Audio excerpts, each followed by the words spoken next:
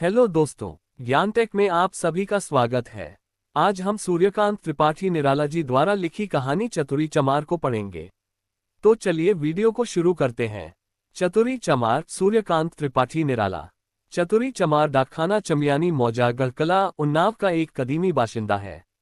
मेरे नहीं, मेरे पिताजी के बल्कि उनके पूर्वजों के भी मकान के पिछवाड़े कुछ फासले पर, जहां से होकर कई और मकानों के नीचे और ऊपर वाले पनालों का बरसात और दिन रात का शुद्धाशुद्ध जल बहता है।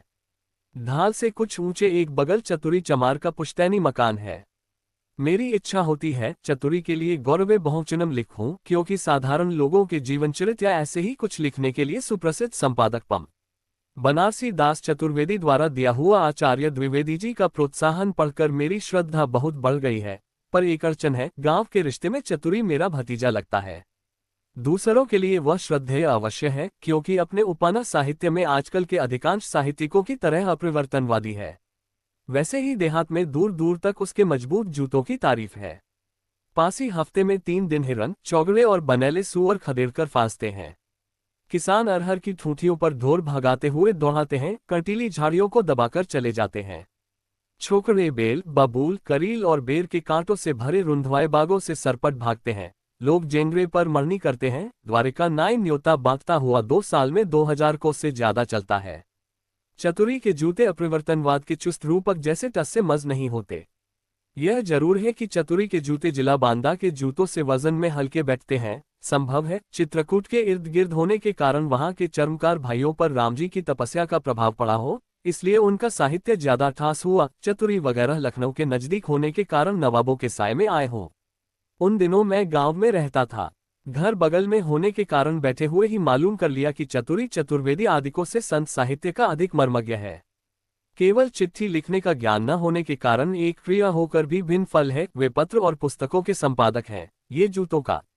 एक रोज मैंने चतुरी आदि के लिए चरस मंगवाकर अपने ही दरवाजे बैठक लगवाई।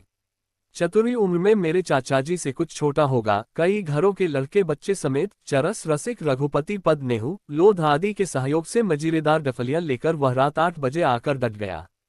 कबीरदास, सूरदास, तुलसीदास, पलटूदास आदि ज्ञात अज्ञात अनेकानेक संतों के भजन होने लगे।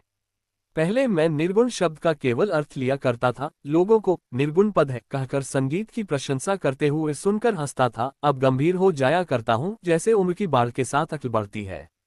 मैं मचिया पर बैठकर भजन सुनने लगा। चतुरी आचार्य कंठ से लोगों को भूले पदों की याद दिला दिया करता।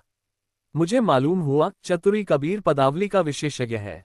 मुझसे उसने कहा, काका, ये निर्गुण पद बड़े बड़े विद्वान नहीं समझते। फिर शायद मुझे भी उन्हीं विद्वानों की कोटि में शुमार कर बोला, इस पद का मतलब। मैंने उतरे गले से बात काटकर उभरते हुए कहा, चतुरी, आज गा लो, कल सुबह आकर मतलब समझाना। मतलब से गाने की तलब चली जाएगी। चतुरी खखार कर गंभीर हो गया।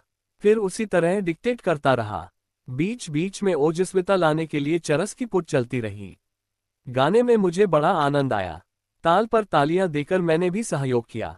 वे लोग ऊंचे दर्जे के उन गीतों का मतलब समझते थे। उनकी नीचता पर यह एक आश्चर्य मेरे साथ रहा। बहुत से गाने आलंकारिक थे, वे उनका भी मतलब समझते थे। रात तक मैं बैठा रहा। मुझे मालूम न था कि भगत कराने के अर्थ रात भर गंवाने के हैं। तब तक आधी चरस भी खत्म न हुई थी। नींद ने जोर मारा। मैंने चतुरी से चलने की आज्ञा मांगी। चरस की ओर देखते हुए उसने कहा, काका, फिर कैसे काम बनेगा? मैंने कहा, चतुरी, तुम्हारी काकी तो भगवान के यहाँ चली गई। जानते ही हो, भोजन अपने हाथ पकाना पड़ता है। कोई दूसरा मदद के लिए है नहीं। जरा आराम न करेंगे तो कल उठ न पाएंगे। चतुरी नाराज होकर बोला, तुम ब्याह करते ही नहीं? नहीं तो तेरा काकी आ जाए। हाँ, वैसी तो। मैंने कहा, चतुरी, भगवान की इच्छा। दुखी हृदय से सहानुभूति दिखलाते हुए चतुरी ने कहा, काकी बहुत पढ़ी लिखी थी। मैंने हंसार को कई चिट्ठियां उनसे लिखवाई हैं। फिर चलती हुई चिलम में दम लगाकर धुआं पीकर, सिर नीचे की ओर जोर से दबाकर नाक से धुआं निकालकर बैठे गले से बोला, काकी रोटी भी करती थी, बर्तन भी मलती थी और रामायण भी पढ़ती थी। बड़ा अच्छा गाती थी काका, तुम वैसा नहीं गाते। बुढ़ू बाबा, मेरे चाचा, दरवाजे बैठते थे, भीतर काकी रामायण पढ़ती थी। गजलें और न जाने क्या क्या टिल्लाना गाती थी। क्यों काका? मैंने कहा, हूँ। तुम लोग चतुरी गाओ, मैं दरवाजा बंद करके सुनता हूँ। जगने तक भगत होती रही। फिर कब बंद हुई मालूम नहीं। जब आंख खुली तब काफी दिन चढ़ आया था। मुंह धोकर दरवाजा खोला, चतुरी बैठा एकटक दरवाजे की ओर देख रहा था। कबीर पदावली का अर्थ उससे किसी ने नहीं सुना। मैंने सुबह सुनने के लिए कहा था, वह आया हुआ है। मैंने कहा, क्यों चतुरी, रात सोए नहीं? चतुरी सहज गंभीर मुद्रा से बोला, सोकर जगे तो बड़ी देर हुई, बुलाने की वजह से आया हुआ हूं। जिनमें शक्ति होती है, अवैतनिक शिक्षक वही हो सकते हैं। मैंने कहा, मैं तैयार हूं, पहले तुम कबीर साहब की कोई उल्टबासी को सीधी करो। कौन सुनाऊं? चतुरी ने कहा, एक से एक बढ़कर है। मैं कबीरपंथी हूं न काका, जहां गिरह लगती है साहब आप खोल देते हैं। मैंने कहा, तुम पहुंचे हुए हो, यह मुझे कल ही मालूम हो गया था। चतुरी आंख मूंद कर शायद साहब का ध्यान करने लगा, फिर सस्वर एक पद गुनगुनाकर गाने लगा, फिर एक एक कड़ी गाकर अर्थ समझाने लगा।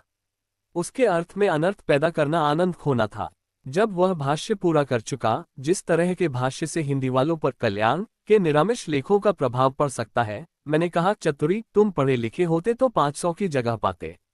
खुश होकर चतुरी बोला, काका कहो तो अर्जुन व चतुरी का एक 17 साल का लड़का को पढ़ाने के लिए भेज दिया करूं तुम्हारे पास, पढ़ जाएगा, तुम्हारी विद्या ले लेगा, मैं भी अपनी दे दूंगा, तो कहो भगवान की इच्छा हो जाए तो कुछ हो जाए। मैंने कहा, भेज दिया करो, दिया घर से लेकर आया करे। हमारे पास एक ही लालटेन है, बहुत नजदीक घिचेगा तो गांव वाले चौंकेंगे, आगे देखा जाएगा, लेकिन गुरु दक्षिणा हम रोज लेंगे, घबराओ मत। सिर्फ बाजार से हमारे लिए गोश्त ले आना होगा और महीने में 2 दिन चक्की से आटा पिसवा लाना होगा। इसकी मेहनत हम देंगे, बाजार तुम जाते ही हो। चतुरी को इस सहयोग से बड़ी खुशी हुई। एक प्रसंग पर आने के विचार से मैंने कहा, चतुरी तुम्हारे जूते की बड़ी तारीफ है। खुश होकर चतुरी बोला, हाँ काका, 2 साल चलता है। उसमें एक दर्द भी दबा था। दुखी होकर कहा, काका जिम्मेदार के सिपाही को एक जोड़ा हर साल देना पड़ता है। एक जोड़ा भगवता देता है, एक जोड़ा पंचमा। जब मेरा ही जोड़ा मजे में 2 साल चलता है तब ज्यादा लेकर कोई चमड़े की बर्बादी क्यों करे? कहकर डब्बाए आंखों से देखता हुआ जुड़े हाथों से वैसी बटने लगा। मुझे सहानुभूति के साथ हंसी आ गई, मगर हंसी को होठों से बाहर न आने दिया। संभल कर स्नेह से कहा, चतुरी इसका वाजिबुल अर्ज में पता लगाना होगा। अगर तुम्हारा जूता देना अर्ज होगा तो इसी तरह पुष्ट दर पुष्ट तुम्हें जूते देते रहने पड़ेंगे। चतुरी सोचकर मुस्कुराया, बोला, अब्दुल अर्ज में दर्ज होगा, क्यों काका? मैंने कहा, देख लो, सिर्फ 1 रुपया हक लगेगा। वक्त बहुत हो गया था, मुझे काम था। चतुरी को मैंने विदा किया। वह गंभीर होकर सिर हिलाता हुआ चला गया। मैं उसके मनोविकार पढ़ने लगा। वह एक ऐसे जाल में फंसा है जिसे वह काटना चाहता है। भीतर से उसका पूरा जोर उभर रहा है, जिसमें बार बार उलझकर रह जाता है। अर्जुन का आना जारी हो गया। उन दिनों बाहर मुझे कोई काम न था, देहात में रहना पड़ा। गोश्त आने लगा। समय समय पर लोद, पासी, धोबी और चमारों का ब्रह्मभोज भी चलता रहा। घृतपक्व मसालेदार मांस की खुशबू से जिसकी भी लार टपकी, आप ही निमंत्रित होने को पूछा। इस तरह मेरा मकान साधारण जनों का अड्डा बल्कि हाउस ऑफ कॉमन्स हो गया। अर्जुन की पढ़ाई उत्तरोत्तर बढ़ चली। पहले पहले जब दादा, मामा, काका, दीदी, नानी उसने सीखा तो हर्ष में उसके माँ बाप सम्राट पद पाए हुए को छापकर छलके। सब लोग आपस में कहने लगे, अब अर्जुन वा दादा दादी पड़ गया। अर्जुन अपने बाप चतुरी को दादा और माँ को दीदी कहता था। दूसरे दिन उसके बड़े भाई ने मुझसे शिकायत की, कहा, बाबा अर्जुनवा और तो सब लिख पढ़ लेता है, पर भैया नहीं लिखता। मैंने समझाया कि किताब में दादी दादा से भैया की इज्जत बहुत ज्यादा है, भैया तक पहुंचने में उसे 2 महीने की देर होगी। धीरे धीरे आम पकने के दिन आए। अर्जुन अब दूसरी किताब समाप्त कर अपने खानदान में विशेष प्रतिष्ठित हो चला। कुछ नाजुक मिजाज भी हो गया। मोटा काम न होता था। आम खिलाने के विचार से मैं अपने चिरंजीव को लिवा लाने के लिए ससुराल चला गया। तब उसकी उम्र 9-10 साल की होगी। सोयम या चहर्रूम में पढ़ता था। मेरे यहाँ उसके मनोरंजन की चीज न थी। कोई स्त्री भी न थी जिसके प्यार से वह बहला रहता। पर 2-4 दिन के बाद मैंने देखा कि वह उबा नहीं, अर्जुन से उसकी गहरी दोस्ती हो गई है। मैं अर्जुन के बाप के जैसा, वह भी अर्जुन का काका लगता था। यद्यपि उम्र में उससे 1.25 पद था, फिर भी पद और पढ़ाई में मेरे चिरंजीव बड़े थे। फिर यह ब्राह्मण के लड़के भी थे। अर्जुन को नई और इतनी बड़ी उम्र में उतने छोटे से काका को श्रद्धा देते हुए प्रकृति के विरुद्ध दबना पड़ता था। इसका असर अर्जुन के स्वास्थ्य पर 3-4 दिन में ही प्रत्यक्ष हो चला। तब मुझे कुछ मालूम न था। अर्जुन शिकायत न करता था। मैं देखता था, जब मैं डाकखाना या बाहर गांव से लौटता हूं, मेरे चिरंजीव अर्जुन के यहाँ होते हैं या घर ही पर उसे घेरकर पढ़ाते रहते हैं। चमारों के टोले में गोस्वामी जी के इस कथन को मनहूमत गजगन निरखी सिंह किशोरी चोप वह कई बार सार्थक करते देख पड़े। मैं ब्राह्मण संस्कारों की सब बातों को समझ गया, पर उसे उपदेश क्या देता। चमार दबेंगे, ब्राह्मण दबाएंगे। दवा है, दोनों की जड़ें मार दी जाए, पर सहज साध्य नहीं। सोचकर चुप हो गया। मैं अर्जुन को पढ़ाता था तो स्नेह देकर उसे अपनी ही तरह का एक आदमी समझकर उसके उच्चारण की त्रुटियों को पार करता हुआ। उसकी कमजोरियों की दरारें भविष्य में भर जाएंगी, ऐसा विचार रखता था। इसलिए उसमें कहाँ कहाँ प्रमाद है यह मुझे याद भी न था। पर मेरे चिरंजीव ने 4 ही दिन में अर्जुन की सारी कमजोरियों का पता लगा लिया और समय असमय उसे घर बुलाकर मेरी गैरहाजिरी में उन्हीं कमजोरियों के रास्ते उसकी जीभ को दोहराते हुए अपना मनोरंजन करने लगे। मुझे बाद में मालूम हुआ, सोमवार मियाँगंज के बाजार का दिन था। गोश्त के पैसे मैंने चतुरी को दे दिए थे। डाकखाना तब मगराया था, वहां से बाजार नजदीक है। मैं डाकखाने से निबंध भेजने के लिए टिकट लेकर टहलता हुआ बाजार गया। चतुरी जूते की दुकान लिए बैठा था। मैंने कहा, कालिका धोबी भैया आए हुए हैं। चतुरी, हमारा गोश्त उनके हाथ भेज देना। तुम बाजार उठने पर जाओगे, देर होगी। चतुरी ने कहा, काका एक बात है, अर्जुनवा तुमसे कहता डरता है, मैं घर आकर कहूंगा। बुरा न मानना लड़कों की बात का। अच्छा कहकर मैंने बहुत कुछ सोच लिया। बकर कसाई के सलाम का उत्तर देकर बादाम और ठंडाई लेने के लिए बनियों की तरफ गया। बाजार में मुझे पहचानने वाले न पहचानने वालों को मेरी विशेषता से परिचित करा रहे थे। चारों ओर से आंखें उठी हुई थीं। ताज्जुब ये था कि अगर ऐसा आदमी है तो मांस खाना जैसा घृणित पाप क्यों करता है। मुझे क्षण मात्र में ये सब समझ लेने का काफी अभ्यास हो गया था। गुरुमुख ब्राह्मण आदि मेरे घड़े का पानी छोड़ चुके थे। गांव तथा पड़ोस के लड़के अपने अपने भक्तिमान पिता पितामहों को समझा चुके थे कि बाबा मैं कहते हैं, मैं पानी पाने थोड़े ही हूँ जो ऐरे गहरे नत्थु खैरे सबको पानी पिलाता फिरूं। इससे लोग नाराज हो गए थे। साहित्य की तरह समाज में भी दूर दूर तक मेरी तारीफ फैल चुकी थी, विशेष रूप से जब एक दिन विलायत की रोटी पार्टी की तारीफ करने वाले एक देहाती स्वामी जी को मैंने कबाब खाकर काबुल में प्रचार करने वाले रामचंद्र जी के वक्त के एक ऋषि की कथा सुनाए और मुझसे सुनकर वहीं गांव के ब्राह्मणों के सामने बीड़ी पीने के लिए प्रचार करके भी मुझे नीचा नहीं दिखा सके। उन दिनों भाग्यवश मिले हुए अपने आवारागर्द नौकर से बीड़ी लेकर सबके सामने दिया सलाई लगाकर मैंने समझा दिया कि तुम्हारा इस झूठे धुएं से बढ़कर मेरे पास दूसरा महत्व नहीं। मैं इन आश्चर्य की आंखों के भीतर बादाम और ठंडाई लेकर जरा रीढ़ सीधी करने को हुआ कि एक बुढ़े पंडित जी एक देहाती भाई के साथ मेरी ओर बढ़ते नजर आए।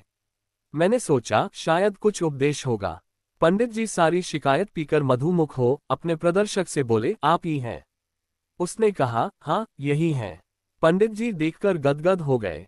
बोली उठाकर बोले, ओहो हो, आप धन्य हैं। मैंने मन में कहा, नहीं मैं धन्य हूँ, मजाक करता है खूसट। पर गौर से उनका पगड़ और खौर देखकर कहा, प्रणाम करता हूँ पंडित जी। पंडित जी मारे प्रेम के संज्ञा खो बैठे। मेरा प्रणाम मामूली प्रणाम नहीं, बड़े भाग्य से मिलता है। मैं खड़ा पंडित जी को देखता रहा।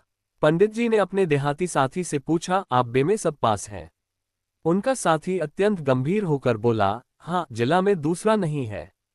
होंठ काटकर मैंने कहा, पंडित जी रास्ते में 2 नाले और एक नदी पड़ती है। भेड़िए लागन है, डंडा नहीं लाया, आ गया हो तो चलूं, शाम हो रही है। पंडित जी स्नेह से देखने लगे। जो शिकायत उन्होंने सुनी थी, आंखों में उस पर संदेह था। दृष्टि कह रही थी, ये वैसा नहीं, जरूर गोश्त ना खाता होगा, बीड़ी ना पी होगी, लोग पाजी हैं। प्रणाम करके आशीर्वाद लेकर मैंने घर का रास्ता पकड़ा। दरवाजे पर आकर रुक गया। भीतर बातचीत चल रही थी। प्रकाश कुछ कुछ था, सूर्य डूब रहा था। मेरे पुत्र की आवाज आई, बोल रे बोल। इस वीर रस का अर्थ मैं समझ गया। अर्जुन बोलता हुआ हार चुका था, पर चिरंजीव को रस मिलने के कारण बुलाते हुए हार न हुई थी। चूंकि बार बार बोलना पड़ता था, इसलिए अर्जुन बोलने से उबकर चुप था। डांट कर पूछा गया तो सिर्फ कहा, क्या? वही गुण बोल। अर्जुन ने कहा, गुण। बच्चे के अट्टहास से घर गूंज उठा। भरपेट हंसकर स्थिर होकर फिर उसने आज्ञा की, बोल गणेश। रोनी आवाज में अर्जुन ने कहा, गणेश। खिलखिलाकर हंसकर चिरंजीव ने डांटकर कहा, गड़ास गड़ास करता है, साफ नहीं कहना आता क्यों रे, रोज दातौन करता है। अर्जुन अप्रतिभ होकर दबी आवाज में एक छोटी सी हूं करके सिर झुकाकर रह गया। मैं दरवाजा धीरे से धकेलकर भीतर खंभे की आड़ से देख रहा था। मेरे चिरंजीव उसे उसी तरह देख रहे थे जैसे गोरे कालों को देखते हैं। जरा देर चुप रहकर फिर आ गया कि बोल वर्ण। अर्जुन की जान आ पड़ी। मुझे हंसी भी आई, गुस्सा भी लगा। निश्चय हुआ अब अर्जुन से विद्या का धनुष नहीं उठने का। अर्जुन वर्ण के उच्चारण में विवर्ण हो रहा था। तरह तरह से मुंह बनाने का आनंद लेकर चिरंजीव ने फिर डांटा, बोलता है या लगाऊं झापड़। नहा लूंगा, गर्मी तो है। मैंने सोचा अब प्रकट होना चाहिए। मुझे देखकर अर्जुन खड़ा हो गया और आंखें मल मल कर रोने लगा। मैंने पुत्र रत्न से कहा, कान पकड़कर उठो बैठो 10 दफे। उसने नजर बदलकर कहा, मेरा कसूर कुछ नहीं और मैं यूं ही कान पकड़कर उठूं बैठूं। मैंने कहा, तुम इससे गुस्ताखी कर रहे थे। उसने कहा, तो आपने भी की होगी। इससे गुण कहला दीजिए। आपने पढ़ाया तो है, इसकी किताब में लिखा है। मैंने कहा, तुम हंसते क्यों थे? उसने कहा, क्या मैं जानबूझकर हंसता था? मैंने कहा, अब आज से तुम इससे बोल न सकोगे। लड़के ने जवाब दिया, मुझे मामा के यहाँ छोड़ आइए। यहाँ डाल के आम खट्टे होते हैं, थोपी होती है, मुंह फदक जाता है, वहां पाल के आम आते हैं। चिरंजीव को नाई के साथ भेजकर मैंने अर्जुन और चतुरी को सांत्वना दी। कुछ महीने और मुझे गांव में रहना पड़ा। अर्जुन कुछ पड़ गया। शहरों की हवा मैंने बहुत दिनों से न खाई थी। कलकत्ता, बनारस, प्रयाग आदि का सफर करते हुए लखनऊ में डेरा डाला, स्वीकृत किताबें छपवाने के विचार से। कुछ काम लखनऊ में और मिल गया। अमीनाबाद होटल में एक कमरा लेकर निश्चिंत चित्त से साहित्य साधना करने लगा। इन्हीं दिनों देश में आंदोलन जोरों का चला, यही जो चतुरी आदिकों के कारण फिज हो गया है। होटल में रहकर देहात से आने वाले शहरी युवक मित्रों से सुना करता था, गढ़ाकुला में भी आंदोलन जोरों पर है। 600-700 तक का जो किसान लोग इस्तीफा देकर छोड़ चुके हैं, वह जमीन अभी तक नहीं उठी। किसान रोज इकट्ठा होकर झंडा गीत गाया करते हैं। साल भर बाद जब आंदोलन में प्रतिक्रिया हुई, जमींदारों ने दावा करना और रियाया को बिना किसी रियायत के दबाना शुरू किया, तब गांव के नेता मेरे पास मदद के लिए आए। बोले, गांव में चलकर लिखो।